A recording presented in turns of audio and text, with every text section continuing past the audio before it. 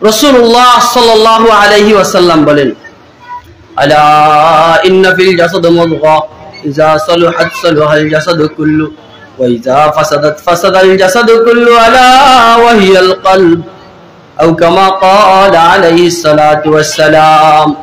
পয়গম্বর আরবি মুহাম্মদুর রাসূলুল্লাহ সাল্লাল্লাহু আলাইহি ওয়াসাল্লাম বলেন, ও আমার উম্মতেরা, আলা ইন্না ফিল জাসাদি মুদগা ইযা সালাহাত সালাহাল জাসাদু কুল্লু ওয়া ইযা ফাসাদাত ফাসাদাল জাসাদু কুল্লু আলা ওয়া হিয়াল কলব। কোন মানুষের যদি দেহের ভিতরে একটা টুকরা আছে, প্রত্যেকটা মানুষের দেহের ভিতরে এখানে একটা গোশতের টুকরা আছে, আল্লাহর নবী বলেন যে এই মানুষটার গোশতের টুকরাটা ভালো হয়ে যাবে, তার সারা শরীর ভালো হয়ে যাবে।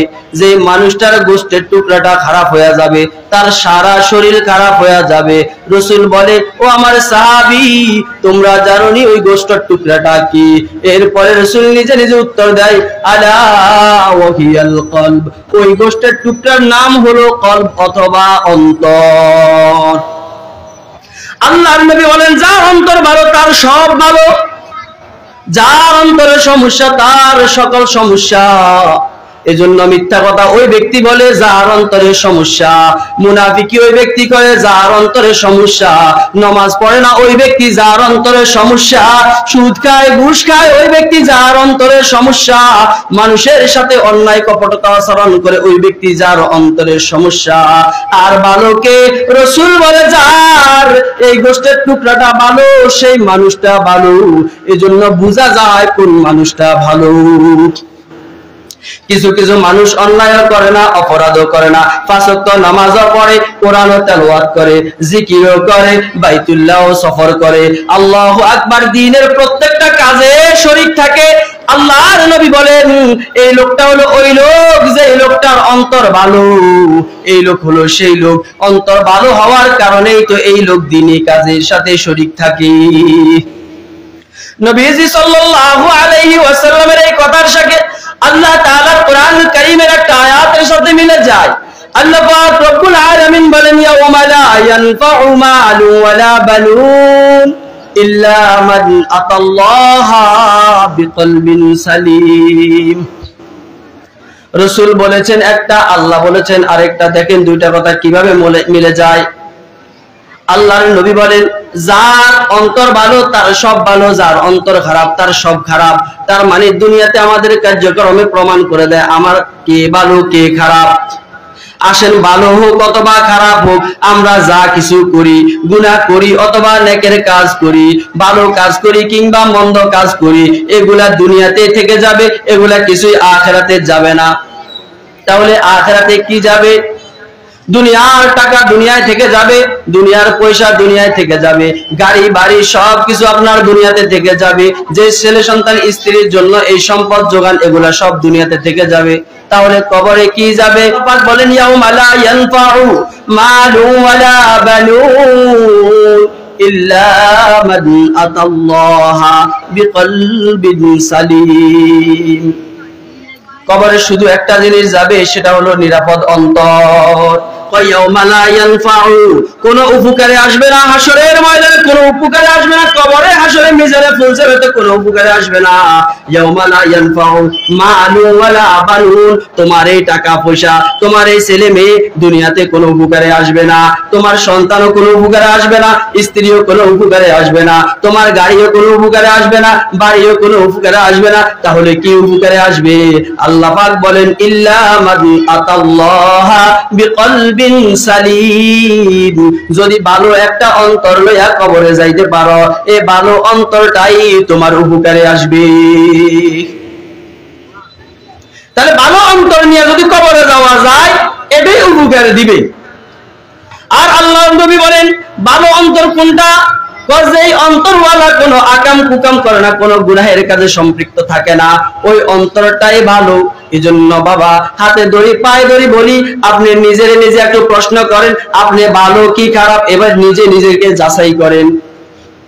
যদি আপনি ভালো হন তাহলে হাসরের ময়দানে বেঁচে গেলেন, যদি আপনি খারাপ হন হাসরের ময়দানে আপনি ধরা খেয়ে গেলেন। যদি আপনার অন্তর ভালো হয়, হাসরের ময়দানে মুক্তি পায় আল্লাহর জান্নাতের মালিক হয়ে যাবেন। আর আপনার অন্তরটা নোংরা হয়ে যায়, নাপাক হয়ে যায়, গুনাহে জর্জরিত হয়ে যায়, তাহলে কিন্তু আপনি হাসরের মাঠের একজন আসামি হয়ে যাবেন। আপনি চিন্তা করেন আপনার দিলটা কোন দিকে আছে। এখন আপনি বলতে পারেন, হায় হায়, আমি তো নেকের চাইতে গুনাহ আমার বেশি, গোটা জিন্দেগিতে শুধু আমার গুনাহ আর গুনাহ, এই গুনাহ করতে করতে আমার অন্তরটা নোংরা হয়ে গেছে, এখন বুঝি আমি জাহান্নামের আসামি হয়ে যাব। হায় হায়, আমার বুঝি মুক্তির কোনো পথ নাই, আমার বুঝি বাঁচার কোনো পথ নাই। রাসূল কারীম সাল্লাল্লাহু আলাইহি ওয়াসাল্লাম 1400 বছর আগে বলে গেছেন, না উম্মত পেরেশান হয়ো না, অপরাধ করছো তওবা করো, গুনাহ করছো ফিরে আসো, আমি আমার আল্লাহ অত্যন্ত দয়ালু, তিনি বড় কারীম, তিনি তোমাকে মাফ করে দিবেন। রাসূলুল্লাহ সাল্লাল্লাহু আলাইহি ওয়াসাল্লাম বলেন, বান্দা গুনাহ করছো, গুনাহটারে মুছে ফেলো, গুনাহ করছো, গুনাহটারে মুছে ফেলো, তাহলে তুমি মুক্তি পাওয়া যাইবা। কেমন যেন আমরা বলতেছি, ইয়া রাসূলুল্লাহ, কিভাবে আমরা গুনাহগুলা মুছবো? সাহাবীরা প্রশ্ন করে, ইয়া রাসূলুল্লাহ, কিভাবে আমরা গুনাহগুলাকে মুছবো? আল্লাহর নবী বলেন, লিকুল্লি শাইইন সিকালা ওয়া সিকালাতুল কুলুবি যিকরিল্লাহ, আও কামা ক্বালা আলাইহিস সালাতু ওয়াস সালাম। কাপড়ের মধ্যে ময়লা পড়ে গেলে পরিষ্কার করার জন্য সাবানের প্রয়োজন, সাবান দিলে কাপড়ের ময়লা পরিষ্কার হয়ে যায়। দাওসেনিতে জং পড়ে গেলে রেত দিয়া ডলা দিলে দাওসেনি কিন্তু পরিষ্কার হয়ে যায়। আল্লাহর নবী বলেন, লিকুল্লি শাইইন সিকালা ওয়া সিকালাতুল কুলুবি যিকরিল্লাহ। হে উম্মত, তোমার অন্তরে তো ময়লা পড়ে গেছে, দাগ লাগিয়ে গেছে, এখন অন্তরটা কেমন করে পরিষ্কার করবা? অন্তর পরিষ্কার করার একমাত্র মেডিসিন হলো আল্লাহর নামের জিকির। কার জিকির? এতদিন অপরাধ করছো, মিথ্যা কথা বলছো, গুনাহের কাজ করছো, টিভি দেখছো, সিডি দেখছো, নাচ গানের ভিতরে ডুবে আছিলা, সুদ ঘুষের সাথে ডুবেছিলা, মিথ্যা কথায় ডুবেছিলা, সমস্ত অপরাধের সাথে ডুবেছিলা, এখন তওবা করছো, ফিরে আসবা, দিলটারেও পরিষ্কার করতে চাও, কি দিয়া করবা? শুধু মালিকের নামের জিকির করো। লিকুল্লি শাইইন সিকালা ওয়া সিকালাতুল কুলুবি যিকরিল্লাহ। তোমার জিকিরে জিকিরে আল্লাহ তোমার অন্তর পরিষ্কার করে দিবে। যদি জিকির করতে করতে দিলটারে সাদা বানানো যায়, পরিষ্কার বানানো যায়, লাভ কি জানেন? আমরা কি দুনিয়াতে সবাই থাকবো না একদিন চলে যাব? কুল্লু নাফসিন যায়কাতুল মাউত, প্রত্যেক মানুষকে, প্রত্যেক প্রাণীকেই মৃত্যুর স্বাদ গ্রহণ করতে হবে। ইযা জা আজালুহুম লা ইস্তাখিরুনা সাআতাও ওয়া লা ইস্তাকদিমুন। যার যখন সময় হবে সে তখন চলে যাবে। কি?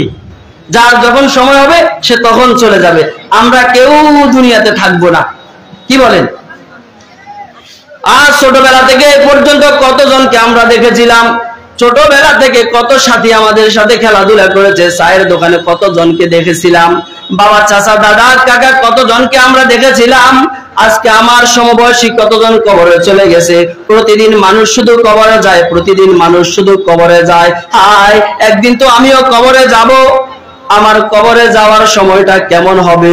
রাসূল কারীম সাল্লাল্লাহু তাআলা আলাইহি ওয়াসাল্লাম বলেন, যদি কোনো নাফরমানের মৃত্যুর সময় উপস্থিত হয়, নাফরমানের জান কবজ করার জন্য যদি আজরাইল ফেরেশতা আসেন, তো আজরাইল এমন একটা আকৃতি রূপ ধারণ করেন, আজরাইলের পাও থাকে জমিনে, মাথা থাকে আসমানে, এক হাত মাশরিকে আর এক হাত মাগরিবে, এবং এই দুইটা চোখ বড় বড় দিঘির মতন দেখা যায়, ফসমগুলা বড় বড় তাল গাছের মতন দেখা যায়, প্রত্যেকটার গোড়া দিয়া আগুনের ফুলকি বাইর হইতে থাকে। আজরাইলের এমন আকৃতি দেখার সঙ্গে সঙ্গে নাফরমান বেঈমানগুলা বেহুশ হয়ে যায়। হযরতে আজরাইল আলাইহিস সালাতু ওয়াস সালাম নাফরমানের রূহটাকে, এই নাফরমানের রূহটাকে এমন ভাবে টেনে টেনে বের করেন, একটা জীবন্ত ছাগলের গায়ের চামড়া খসিয়া, একটা জীবন্ত বকরির গায়ের চামড়া ছিঁড়িয়া ফুটন্ত তেলের ভিতরে দিয়া দিলে এই বকরিটার যেমন কষ্ট, নাফরমানের মৃত্যুর সময় এর চাইতে আরো ভয়ঙ্কর হয়। আর পক্ষান্তরে বান্দা যদি ইমানদার হয়, বান্দা যদি মুমিন হয়, বান্দা যদি জাকিরিন হয়, অপরাধ যা করছে শেষ সময় জিকির করে করে দিলটারে সাদা বানায়া ফলাইছে। যদি সাদা দিলওয়ালা হয়, পবিত্র দিলওয়ালা হয়, তো এই মানুষটার রূহ কবজ করার আগে আল্লাহ আসমান থেকে একটা ডাক মারে, ইয়া আইয়াতুহান নাফসুল মুতমাইন্নাহ ইরজিই ইলা রাব্বিকি রাদিয়াতাম মারদিয়াহ ফাদখুলি ফি ইবাদি ওয়াদখুলি জান্নাতি। মুমিনের জান কবজ করার সময়, ইমানদারের জান কবজ করার সময়, দিল পরিষ্কার ওয়ালা লোকের জান কবজ করার সময় আল্লাহ ডাক দেন, ইয়া আইয়াতুহান নাফসুল মুতমাইন্নাহ, হে সাদা দিলওয়ালা, যে গুনাহ থেকে পবিত্র হয়ে গেছো, জিকির করে করে দিলটারে সাদা বানাইছো, এমন সাদা দিলওয়ালা ব্যক্তি, ইয়া আইয়াতুহান নাফসুল মুতমাইন্নাহ ইরজিই ইলা রাব্বিকে, এ সাদা দিলওয়ালা বান্দা, তুমি তোমার রবের কাছে চলে আসো। আল্লাহ ডাক দেয়, এ সাদা দিলওয়ালা, এ জাকিরিন, তুমি তোমার আল্লাহর কাছে চলে আসো। কয় যে এই সময় আল্লাহ পাক রব্বুল আলামিন ডাক দেওয়ার সঙ্গে সঙ্গে একজন ফেরেশতা এই বান্দা যে জান্নাতটা পাবে, ইমানদার মৃত্যুর পরে যে জান্নাত পাবে, এই জান্নাতের চিত্রটা এই বান্দার সামনে ধরে। বান্দা জান্নাত দেখার পরে দুনিয়া আর তার ভালো লাগে না, এভাবে জান্নাতে যাওয়ার জন্য বান্দার দিলটা চটপট করতে থাকে, দিলটা চটপট করতে থাকে। খাসার ভিতরে বন্দি পাখি যেরকম খাসা থেকে বাইর হওয়ার জন্য চটপট করতে থাকে, এই দিলটাও রূহ থেকে এই রূহটাও এই দেহ থেকে বাইর হওয়ার জন্য চটপট করতে থাকে। এই সময় আজরাইল আলাইহিস সালাতু ওয়াস সালাম রেশমি রুমাল নিয়ে চিবুকের নিচে ধরেন, এমন সময় আল্লাহর বান্দার রূহটা বের হয়ে যায় এমন ভাবে, মায়ের কোলে বাচ্চা দুধ খাইতে খাইতে ঘুমায় যায়। যখন বাচ্চার ঘুম আসি যায়, মা দুধের বোটা বাইর করলে যেরকম বাচ্চা বুঝতেই পারে না, ইমানদারের রূহটা আজরাইল এমন ভাবে নিয়ে যায়, ইমানদার বান্দা টেরও করতে পারে না। আচ্ছা, কলসির পানি কাপ করে ফালাইতে কত কষ্ট হয়? কোনো কষ্ট আসেনি।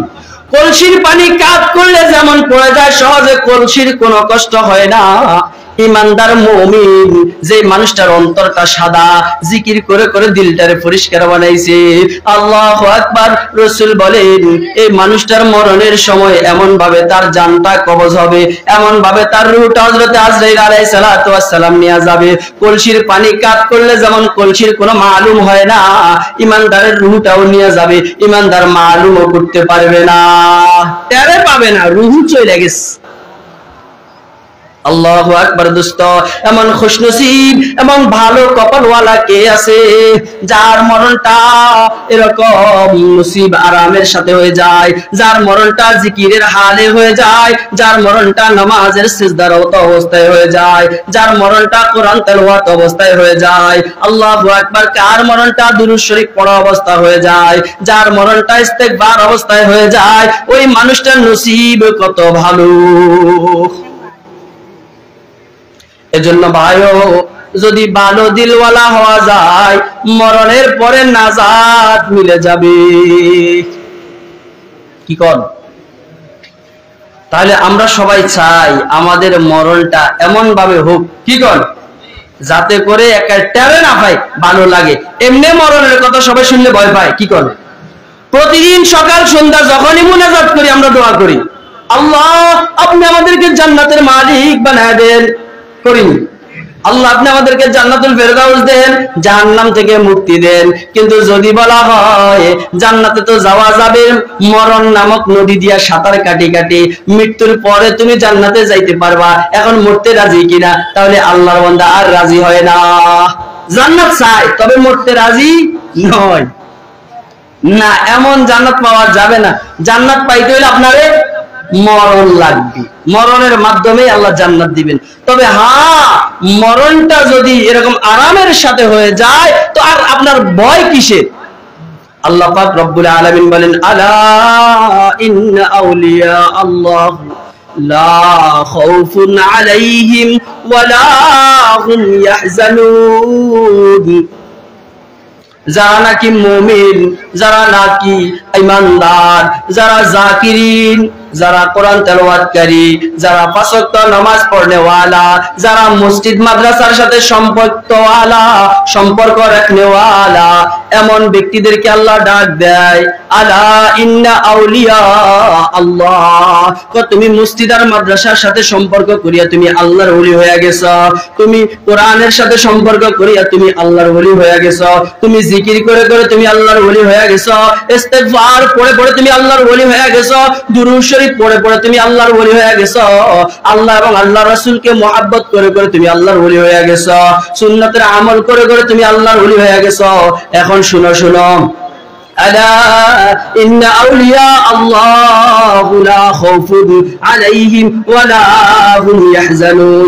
যেহেতু তুমি আল্লাহর ওলি হয়ে গেছো, ওলি মানে বন্ধু, যেহেতু তুমি আল্লাহর বন্ধু হয়ে গেছো, এখন তোমার মৃত্যুর সময় তোমার কোনো পেরেশানি নাই, মৃত্যু নিয়ে তুমি কোনো চিন্তা করিও না, মরণের পরের জিন্দেগি নিয়েও তুমি কোনো চিন্তা করিও না, তোমার মরণের আগেও কোনো চিন্তা নাই, মরণের পরেও কোনো চিন্তা নাই, মরণটাও হবে আরামের সাথে, মরণের পরের জীবনও হবে আরামের সাথে, কোনো চিন্তা নাই, কোনো পেরেশানি নাই, কোনো হাহুতাশ নাই, তুমি রিল্যাক্সে থাকো, পেরেশানি মুক্ত থাকো, শুধু তুমি মরতে দেরি হবে, তারপরে তুমি বাস্তবতা দেখবা, এই বাস্তবতা দেখতে এক মুহূর্ত দেরি করা হবে না। এখন যদিও এটা বুঝতে কষ্ট হয়, তবে এটা বাস্তব সত্য। আমরা মোবাইলে এক জায়গা থেকে অন্য জায়গায় কথা বলি, কিন্তু কথাটা কিভাবে যে আমরা দেখি, তো এটা যদি সম্ভব হয়, মরণের পরে অবস্থাটা কিভাবে অসম্ভব বলেন? ওটা কিভাবে অসম্ভব? মরণের পরে জান্নাত পাওয়া এটা আরো বেশি সম্ভব। অদৃশ্য তো আমরা দেখি না, তবে এটা বাস্তব। কথা বলতেছি মোবাইলে, এটা আমরা দেখি না, কিন্তু আমরা এটা অনুভব করি, আমার কথা অন্যজনে শুনতেছে, তার কথা আমি শুনতেছি, কিন্তু এটাও তো অদৃশ্য। মরণের পরে জান্নাত না হয় জাহান্নাম, এটাও অদৃশ্য। এটা কেন বিশ্বাস হয় না? ও যে এখানে সমস্যা, কোথায় সমস্যা? ও যে এখানে সমস্যা, অন্তর ঠিক তার সব ঠিক, অন্তর বেঠিক তার সব বেঠিক। আলা ইন্না ফিল জাসাদি মুদগা ইযা সালাত সালাল জাসাদু কুল্লু ওয়া ইযা ফাসাদাত ফাসাদাল জাসাদু কুল্লু আলা ওয়া হিয়াল